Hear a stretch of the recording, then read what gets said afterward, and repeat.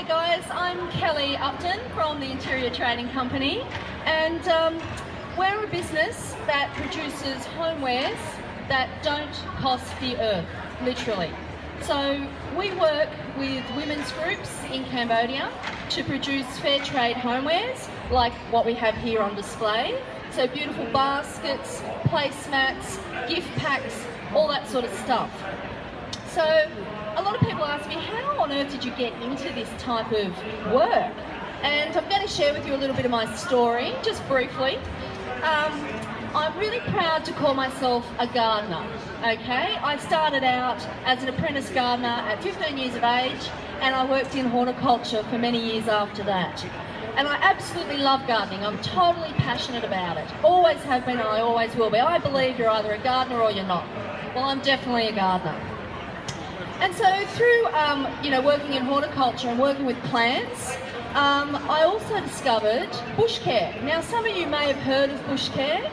It's an amazing volunteer program where people can go out, work in small groups and work in their local environment. And a lot of that engages the broader community to do weed control and that sort of thing in local bushland. So I started in horticulture and then I jumped over to bush regeneration. And I tell you what, it got its hooks into me. Once I discovered it, that was it. Bush regen is that type of activity, and anyone who's been a bush care volunteer will understand what I'm talking about. So I suppose you could say that for many years I've worked with plants, but particularly weeds. Weeds are my thing. So a few years ago I was travelling with my family in Cambodia, just on a holiday. And we'd been and done the temples, we'd been to Angkor Wat and seen all those amazing cultural places, and we'd heard about this place, this big lake called Tonle Sap. And Tonle Sap was supposed to be a really important ecological place. I'm just going to go to the next slide here. And as you can see, Tonle Sap is right smack bang in the middle of Cambodia. It's a huge lake, it's fed by the Mekong River, and it changes shape with the seasons. So in the wet, the lake expands and it becomes absolutely enormous, thousands of hectares in size. And then at the end of the dry, it shrinks and contracts. Now in Cambodia, you can see that a lot of Cambodia is landlocked, and about 90% of the fish that Cambodians eat comes actually from the lake, Tonle Sap. So a lot of people there make their living by fishing, and it feeds huge populations all throughout Cambodia. So we went to this lake and there's amazing flooded forests, there's all these kind of really cool ecosystems. It was right up my alley, it was everything I wanted it to be. Migratory birds, all that sort of thing. But when I got there, what I saw wasn't a beautiful blue lake. I was looking at a sea of green, but it wasn't green water. What I was looking at was a sea of water hyacinth, which is what our products are made of. Now, we have water hyacinth in Australia. It's a serious environmental weed here, and it's a serious environmental weed in Cambodia. But the difference is, in Australia, we don't have people living in the middle of our lakes like they do in Cambodia. So here you can see a typical floating house, a family living in that dwelling for 40 odd years. That's a pretty standard house of one of the families from a floating village in the Tonle Sap system. And here is another image showing you fairly typical, floating village. There's the water hyacinth in the front. So these villages are literally surrounded by water hyacinth. And as I said, it's a serious environmental weed. Now in Cambodia, there's a lot of issues that the government is still working on in Cambodia. The environment is quite low down on that list. I mean, Cambodians are still, struggling with poverty. So I saw this water hyacinth and identified it as a serious weed problem and thought, well, no one's doing anything about this here. But it's a really useful plant. And that's a close-up of it. It's a floating aquatic weed. It floats on the water surface, and of course in the lake, in Tonle Sap, there's plenty of extra nutrient loading going in there. It's in full sun. There's nothing to outcompete the water hyacinth. And as people navigate their way across the lake, they're going obviously by boat, and the rudders of the boats chop the water hyacinth up even further, so it continues to propagate it. And here you can see it at the end of the dry, when the lake is actually contracted, the water hyacinth is super dense. That's my sea of green that I was talking about earlier. Okay, and there are a couple of our weavers. They only have to go about 5 minutes in their boat, and they're in this type of water hyacinth area where they harvest it by hand. They just use a pair of scissors, nothing fancy. We're in Cambodia, we don't have a lot of resources, right? Everything has to be pretty basic. So, pair of scissors in the boat, cut the water hyacinth, chop the leaf off the top. And then they dry it on the rooftop of their floating home. So this isn't a shed or a shack, guys, this is a home. And there's lots of houses like this in the lake. And there's the water hyacinth drying on the roof. It takes a few weeks to dry out in the sun. It's kind of spongy, it's sort of thick and it holds quite a bit of moisture, so it takes a few weeks to dry out. And there it is, dried. So we're just working with the stems. And here's a couple of the younger women that are involved in our weaving project.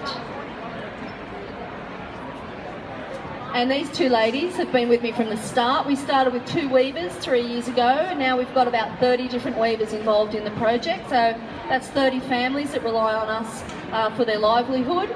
And here they are making baskets and floor mats. And these women are actually well into their 40s, and they've all had children. They all live in one of those floating homes. They're about the size of your garden shed, okay, their homes. Mostly they're one room with a kitchen out the back. And a lot of these women have spent their whole life living in those homes. They've had their children, they've never been to school. Less than 40% of kids in Cambodia today go to secondary school. And here I am meeting with some of the weavers.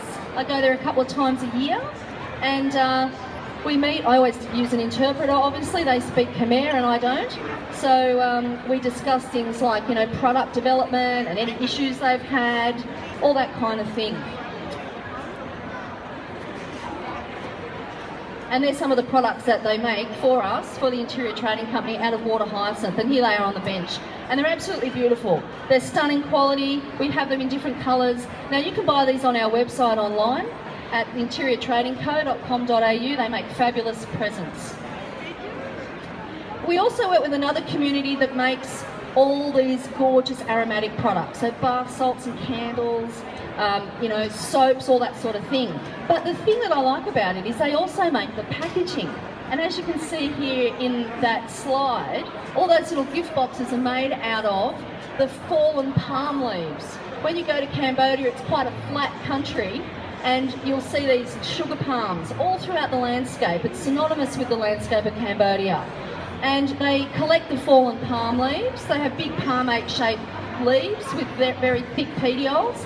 They use those stems to make all of these boxes. So even our packaging is all handmade and it's sustainable.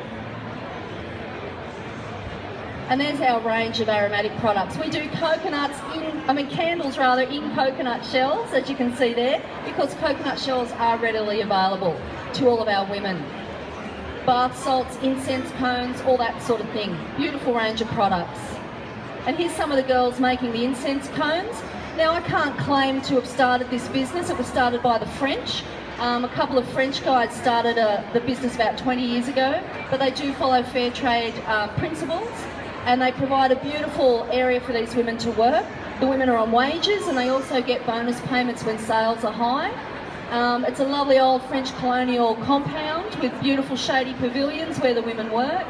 And here's some of the girls making the soaps and pouring candles. So everything's handmade.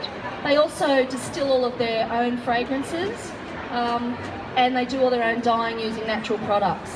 And we use beautiful scents like lotus, lemongrass, mango, coconut, all those wonderful Asian fragrances. And you can see in the background there's some of the palm leaves that have been stripped down into pieces and they've been dyed, and they use those to make the packaging for a lot of our products. So everything's all handmade. And here's some of the women doing just that. They're working with the palm leaves and they're weaving them into little boxes. So the Interior Trading Company, we're a fully endorsed fair trader of Australia. I'm very proud to announce that fact. If you buy anything that's endorsed as fair trade, you can be guaranteed that it is genuine, because to get the endorsement, you've got to jump through a lot of hoops. It was an interesting process for us as a business to go through, and it really made me look very closely at how we do business. It was all scrutinised by the Fair Trade organisation, and I'm, like I said, proud to say we met muster, we got lots of ticks, and we're now a fully endorsed fair trade business. So all the products we sell are fair trade. And what that means is that we actually support these women. We pay them a very fair price for their product. They get paid in advance, so they don't have to wait for their wages. Everyone likes a regular paycheck, right? So these women are no different. And we place small orders regularly so that they know they've got work coming. We place orders up to 3 months in advance, so they've got some sense of security and regular employment. That's what fair trade's really about. Now, here at Better Homes and Garden Show, we're actually launching a new product range, and we've decided to combine our water hyacinth project and our aromatics project together. And so we've put together a whole range of beautiful gift baskets, which we're selling here at Better Homes and Gardens. So do go and see Leanne and Julia at our stand. We're just a stall back from the decorating and craft stage. And we've got a fabulous price on our gift baskets. They're normally $50 online. We're selling them here today only, $40 each, or 2 for $60, so it's a really good buy. And I tell you what, they make the perfect Christmas present. They're a very easy gift to give. And we also can provide you with some literature about the fair trade story, so you pass that on as well. And it's a really great gift. So fairtradegifts.com.au is our new website. We have lots of beautiful gift ideas on there, all fair trade. And there's just a few examples of some of our aromatic gift hampers that we're selling here today at the Better Homes and Gardens show. While you're there, make sure you enter the draw to win one of these fantastic water hyacinth product packs. We're giving 3 away at the show. All you've got to do is fill in an entry form, pop it in the basket, and after the show we'll let the lucky winners know and send the products out to them. So all handcrafted water hyacinth, you get everything you see there, the shopping basket, the placemats, the tabletop baskets, the lot. Keep it for yourself, give some away as a gift. Make sure you come and enter the draw to win. It costs nothing to enter. So come and see us over at the Interior Trading Company stand, one stall back from the decorating and craft stage. Thanks very much for your time today, ladies and gentlemen.